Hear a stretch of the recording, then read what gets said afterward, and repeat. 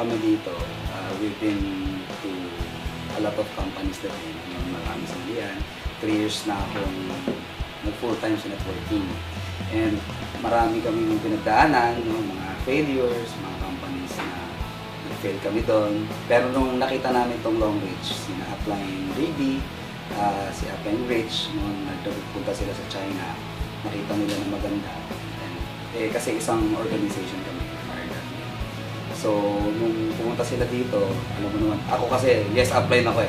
So, pag nakita ng upline ko na maganda yung company at pinakita niya sa amin, we started right away with the support of upline Alang Slim.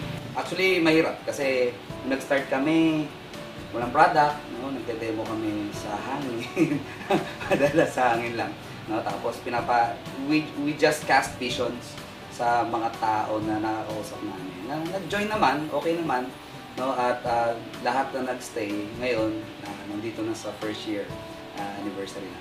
Nung nag-start kami sa Long Reach, wala akong doubt. Nung nakita namin to, tuloy-tuloy lang. No? Nakita ko maganda, nakita kong workable, no, because of the products and everything, yung opportunity na meron to start ko. Dire-diretso lang kasi I am a believer of this industry and I know this industry will really boom, no, sa buong mundo. I was a photographer, no. First, nag-graduate ako sa LaSalle as AV Communication. After noon, mga ilang months, no, tumambay ako.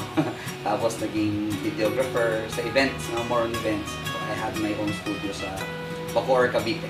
Because of Long Reach, no, I've been to 6 countries.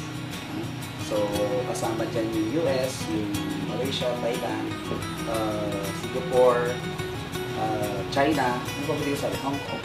Yung future ba, no, yung mindsetting ko ngayon, it's very different. Kasi nakakita ko ng sobrang gandang liwanag, magandang future with this company. Kasi sobrang big time. Nakasarap siyang maging partner. 11 million plus, no, square meters. No? So kung yun lang ang bibilangin mo, napakalaki, no, ng Long Reach. And amazing, amazing. No, hindi lang siya basta negosyo.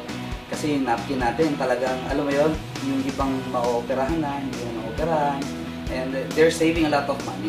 Ito yung company na kahit kanino may present, mamamanga sila. Basta alam mo lang siya i-present. Sa networking kasi ganun dapat eh. No? Dapat marunong ka mag-handle ng malaking group. Yun yung nakikita kong challenges ko ngayon. Na how can I make my downlines earn more? No? How can I make them build their own group na malaki? No, so that's why ang advocacy ko talaga maturuan sila. No? So by providing them the right trainings, by providing them the right tools. No? So yun yung medyo talagang pinagtatrabuhan ko. Ito yung pangarap ko. Kasi nung nag-start nga ako ng mag-full-time sa Long Reach, sa networking per se. Alam mo yun, we've been up and down.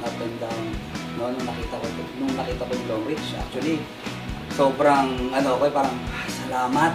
No, kasi, actually, umiyak nga ako dun sa China, nung pinagsalita nila ako doon, no, with our chairman, Suji Wei. Talagang naiyak ako kasi I'm very thankful, no, na sa wakas, no, nakita na namin, no, nakita na namin yung company na masasabi namin bahay namin.